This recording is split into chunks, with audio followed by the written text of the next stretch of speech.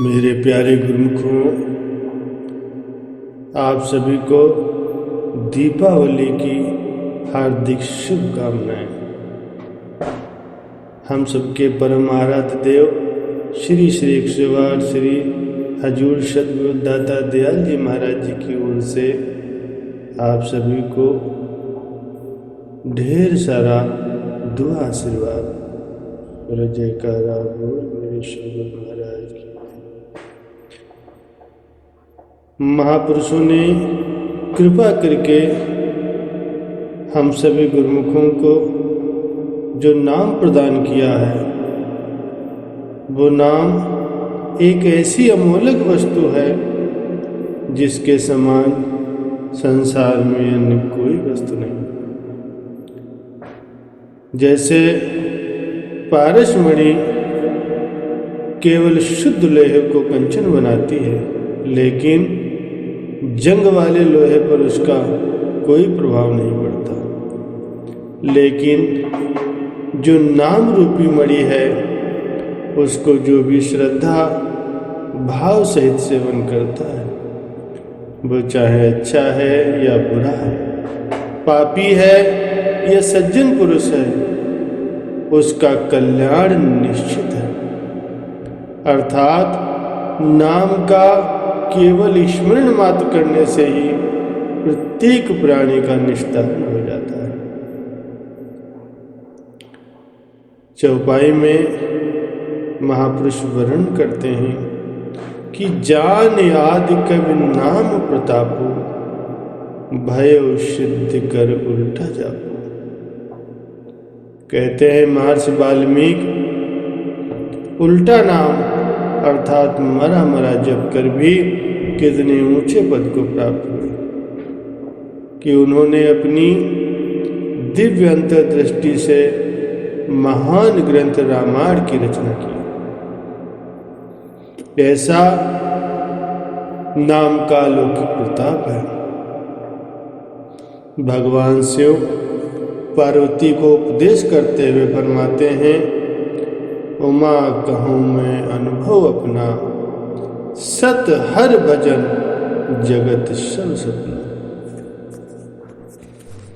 नाम के अतिरिक्त दुनिया का जितना पसारा है, वो सब मिथ्या है, सब झूठा प्रपंच है। मायावी सब पदार्थ स्वप्न मात्र है। जिस प्रकार स्वप्न में देखा हुआ दृश्य सत्य नहीं होता, आँख खुलने पर मनुष्य अपने वास्तविक अतीत में लौट आता, ठीक उसी प्रकार ही जगत की सारी कार्रवाई असत्य है, मिथ्या है, निरर्थक है। श्री कबीर साहब जी अपने वचनों में फरमाते हैं, कबीर आदि साखिय कोटि ग्रंथ कर जान, नाम सत्य जग झूठ है, सुरति शब्द पहचान। कबीर साहब ने आधी पंक्ति में ही सब शास्त्रों का सार बतला दिया। वो क्या है कि नाम ही जगत में सत्य वस्तु है, युगों तक कायम रहने वाली है, बाकी सब कुछ झूठा पसारा। शब्द के निरंतर अभ्यास से ही सुरति पावन निर्मल होकर मालिक के स्वरूप का दीदार पाती है। इसके अतिरिक्त ईश्वर से मिलने का अन्य कोई सुगम साधन नहीं। गुरवाणी में भी कथन आया है, शोधत शोधत शोध तत् विचारिया, नाम बिना सुख नाही सर पर हारिया। सगल सृष्टि का राजा दुखिया, हरि का नाम जपत हो सकिया।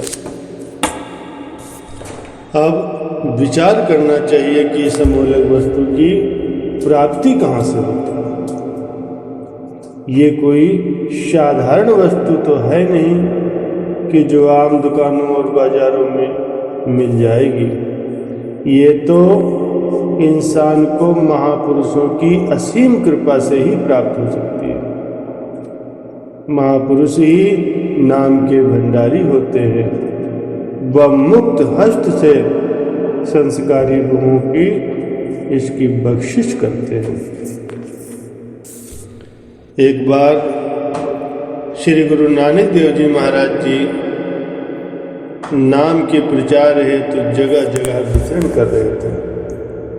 भाग्यशाली संस्कारी रूहें उनसे नाम दीक्षा प्राप्त कर अपना जीवन सार्थक बना रही थी। एक दिन भ्रमण करते करते श्री गुरु नानक देव जी एक ऐसे गांव में पहुंचे जहां के लोग पूर्णतया नास्तिक थे। भगवान की सत्ता से अनभिज्ञ उनको नाम की महिमा से अवगत कराना कठिन काम ही नहीं बल्कि नामुमकिन था। महापुरुष तो स्वभाव से ही दयालु होते हैं। उन्हें इस प्रकार इसी हालत में छोड़ देना उनको उचित नहीं लगा। उन्होंने एक युक्ति सोची। करुणा की साकार मूर्ति ने अपना भेष बदला और बाल रूप धारण कर लिया और एक पटरी पर बैठकर जोर जोर से रोने लगे। इतने में एक चरवाहा वहां से निकला। उनके तेजोमय रूप को निहार कर वो मुग्ध हो गया। पूछने लगा, तुम इस प्रकार से क्यों रो रहे हो? तब बालक रूपी गुरु नानक देव जी ने जवाब दिया, मैं अपने माँ बाप से बिछुड़ गया हूँ। कई दिनों का भूखा प्यासा हूँ, इसलिए रो रहा हूँ। मैं परिश्रम करके अपनी जीविका अर्जित कर लूँगा। आपके पास मेरे योग्य कोई काम हो तो बतला दीजिए। चरवाहा बड़ा खुश हुआ। बोला, आज से तुम मेरी ये सब बकरियां चराया करो। मैं तुम्हारे खाने का सारा प्रबंध कर दूंगा। सब विश्व के कर्ता धर्ता बाबा गुरु नानक देव जी महाराज जी उन्हें नाम दान देने हेतु उनकी बकरियां चराने लगे। एक दिन उन्होंने एक बकरी मार दी। चरवाहा बड़ा नाराज हुआ। इस पर बाबा नानक देव जी ने उसे शांत करते हुए कहा, घबराओ नहीं, अभी मैं इसे मालिक के नाम से जीवित कर देता हूँ। उन्होंने पल भर में उस मरी हुई बकरी को जीवन दान दे दिया। इसी प्रकार हर रोज एक बकरी मार देते और उसके बाद पुनः नाम के अभ्यास से उसे जीवित कर देते हैं। इस अनूठे चमत्कार को देखकर वो चरवाहा बहुत हैरान हुआ। धीरे धीरे बात सारे गांव में फैल गई कि अमुक बालक द्वारा मृत लोगों को जीवन दान मिल रहा है। सारे गांव में जब चर्चा फैल गई तो समूचा गांव ही नाम की दीक्षा लेने को आतुर हो गया। बाबा जी का तो लक्ष्य ही यही था। इस प्रकार से उन्होंने उन सबको युक्ति से नाम की दीक्षा दी और प्रभु नाम की महिमा से अवगत कराया। गोस्वामी तुलसीदास जी भी वर्णन करते हुए फरमाते हैं, कहूँ कहाँ लगी नाम बढ़ाई, राम न सके नाम गुण गाए। नाम ऐसी अमोलक वस्तु है जिसकी महिमा का वर्णन करने में स्वयं भगवान भी असमर्थ है। निर्गुण ते भांति बढ़, नाम प्रभाव अपार। अब कहीं नाम बढ़ राम ते, निज विचार अनुसार। नाम की महिमा अथाह एवं अमित है। इसका अभ्यास करके लाखों ही जीव इस संसार रूपी भवसागर से पार होकर परम शांति को प्राप्त करते हैं। महात्मा गांधी जी नित्य प्रति 1 घंटा नाम आराधना में लीन रहकर उपासना किया करते थे। एक दिन किसी अंग्रेज अफसर ने उनको ऐसा करते हुए देखकर रोषपूर्ण स्वर में कहा कि गांधी जी, आपका इतना समय कीमती है, फिर भी आप उसमें से पूरा 1 घंटा यूं ही व्यर्थ को जाने देते हैं। इसमें भी आप अगर जन कल्याण का कार्य करेंगे तो ज्यादा उचित हो। महात्मा गांधी ने जवाब दिया कि इस 1 घंटे की नाम आराधना द्वारा की गई अर्जित शक्ति से ही मैं बाकी की 23 घंटे काम करने की क्षमता रखता हूँ। आज मेरे द्वारा जो भी संभव हो पाया है वो बस इस 1 घंटे की करामात का फल है।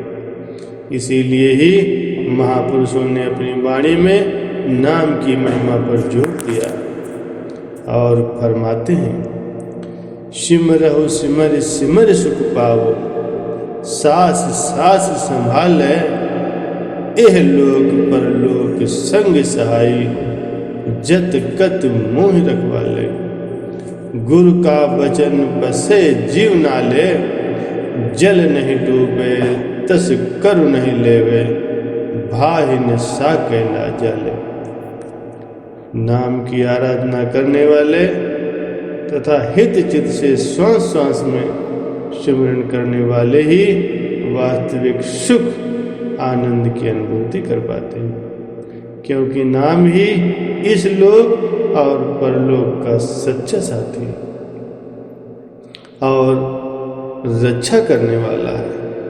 नाम का धन ऐसा धन है जिसे चोर चुरा नहीं सकता, पानी डुबो नहीं सकता और अग्नि से जला नहीं सकती। दुनियावी धन पदार्थ तो क्षणभंगुर है, आने जाने वाली वस्तु है और कब साथ छोड़ जाए ये भी निश्चित नहीं। एक पलक मात्र में ही राजा से रंक बना देती है, तो सभी सुख ऐश्वर्यों का त्याग करना पड़ता है। तो फिर क्यों ना दिल में सर्वदा इन वस्तुओं के मोह से निर्लेप होकर जीवन यापन करें। जो अजर अमर अविनाशी वस्तु है उससे प्रीत लगाएं, ताकि अमर होकर शाश्वत नित्य सुख को प्राप्त करें।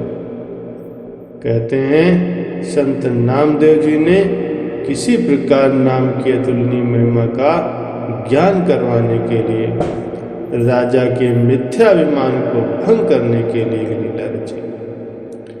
एक बार कोई राजा श्री प्रयागराज तीर्थ स्थान पर गया। वहाँ के पवित्र जल में स्नान कर उसने अश्वमेघ यज्ञ संपन्न किया और मुक्त हस्त से सोना दान में देने लगा। इसी दौरान अहंकार ने उसके अंदर प्रवेश किया। सोचने लगा कि मेरे जैसा कोई अन्य दानी नहीं होगा, मैं ही सब ब्राह्मणों और याचकों की कामनाओं की पूर्ति करने वाला हूँ। उदार चित्त संत सदैव जीवों का कल्याण चाहते हैं।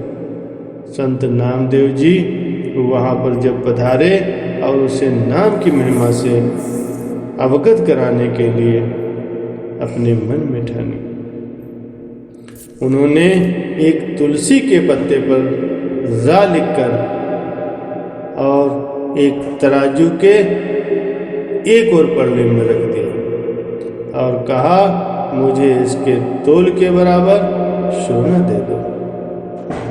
उस अभिमानी राजा ने सोचा कि ये तो बड़ा ज्ञानी है जो एक पत्ते के भार के जितना सोना मांगने आया। उसने कहा, नामदेव जी, आप केवल इतना सा सोना क्यों मांग रहे हो, ज्यादा क्यों नहीं लेते? संत नामदेव जी ने दृढ़ता पूर्वक कहा, मुझे बस इतने ही सोने की आवश्यकता है, यही मेरे लिए पर्याप्त होगा। राजा ने पत्ते के तोल के बराबर थोड़ा सा सोना रखा, लेकिन पत्ते वाला पड़ला भारी भारी रहा। पुनः और सोना उसमें रखा, तब भी पत्ता ही भारी निकला। करते करते उसने अपना सारा खजाना तोल दिया, लेकिन पत्ते वाला पड़ला ज्यों का त्यों रहा। राजा ये देखकर बड़ा हैरान हुआ और शर्मसार होकर नामदेव जी के चरणों में गिर पड़ा और बोला, इस पत्ते में ऐसी क्या तासीर है जो ये पड़ला अभी तक भारी बना हुआ। संत नामदेव जी ने नाम की महिमा का प्रताप बतलाते हुए कहा कि नाम ही सभी वस्तुओं में श्रेष्ठ व सर्वोत्तम, इसी में ही सब शक्तियां विद्यमान हैं। सांसारिक सामान व धन्य ऐश्वर्य नाम के आगे नगण्य है, अर्थात कोई अस्तित्व नहीं रखते, क्योंकि ये सब तो हानि होने के नाते यहीं रह जाएंगे। केवल नाम ही है जो जीव की इस लोक में और परलोक में सहायता करता है। नाम में सब ग्रंथों शास्त्रों का सार निहित है और परम शांति भी इसी में समाहित है। बोलो जयकारा बोल मेरे श्री गुरु महाराज की जय।